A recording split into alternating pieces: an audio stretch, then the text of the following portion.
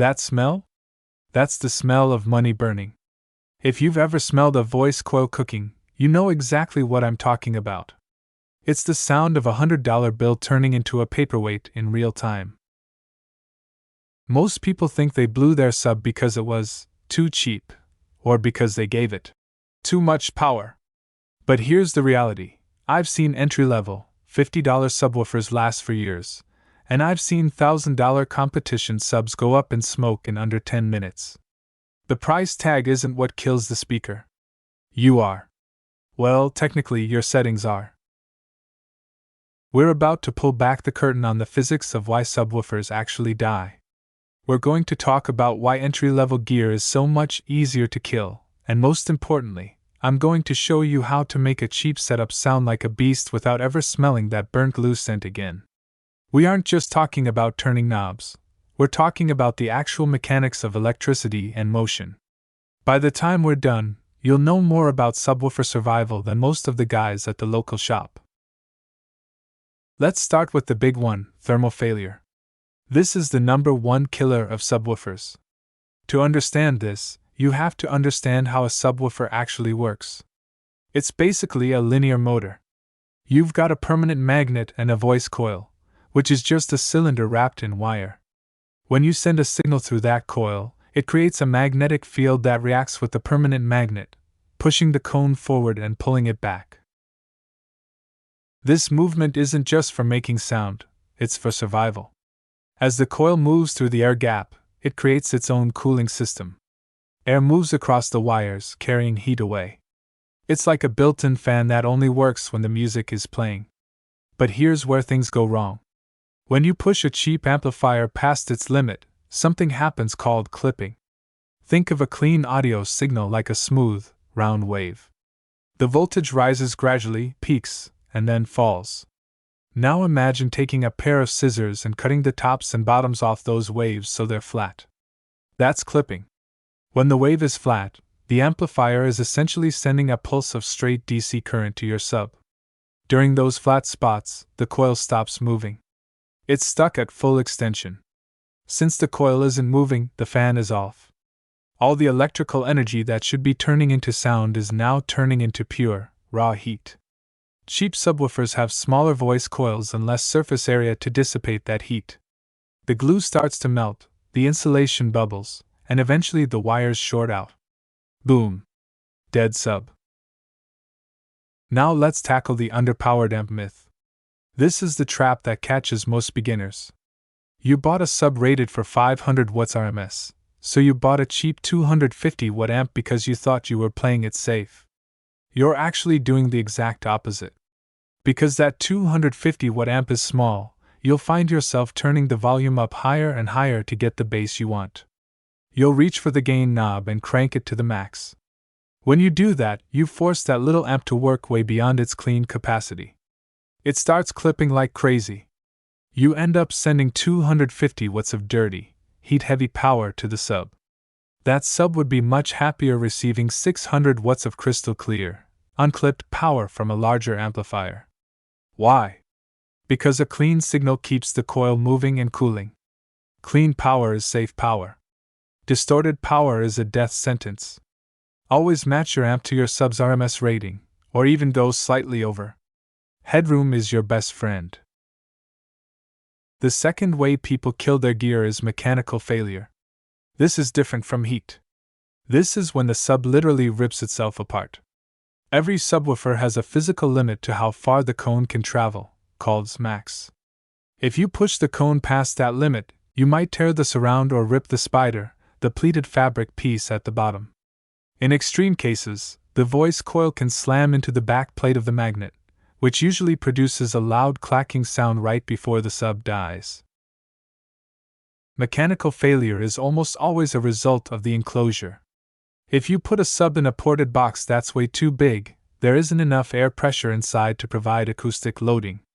The air inside the box is supposed to act like a spring, pushing back against the cone to keep it under control. Without that spring, the sub starts flopping around uncontrolled. But there's an even sneakier killer: unloading below tuning. If you have a ported box tuned to 35 Hz, the box helps control the sub at that frequency. But if you play a song with a deep 20 Hz note, the box stops providing any resistance. The sub behaves as if it's in no box at all, and it will try to jump right out of the basket.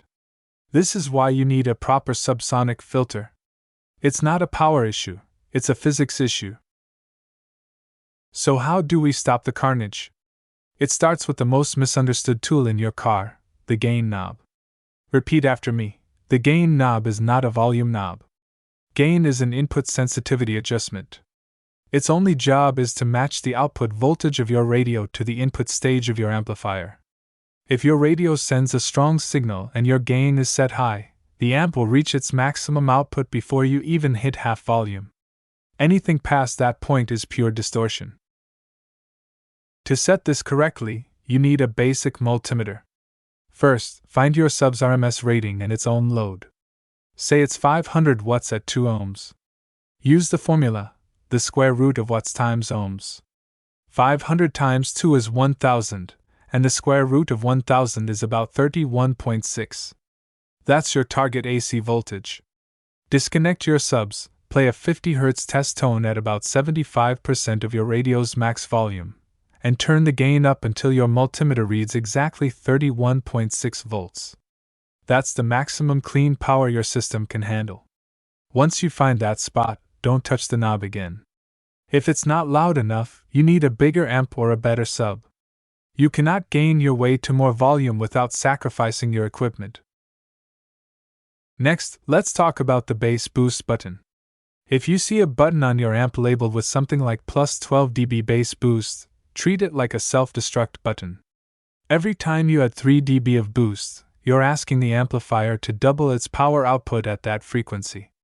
Add 12 dB and you're asking for 16 times the power.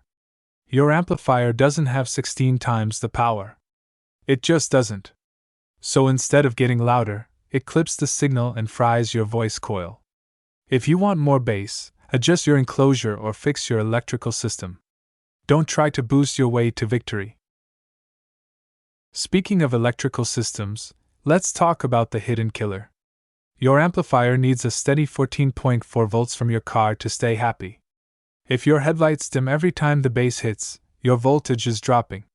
When voltage drops, the amplifier has to work harder to maintain its output, causing it to clip much earlier. A big 3 wiring upgrade can actually save your subwoofers. By keeping the voltage stable, you keep the signal clean. A better battery or a high output alternator isn't just for show, it's life insurance for your subwoofers. Now for the advanced setup, the subsonic filter and crossovers.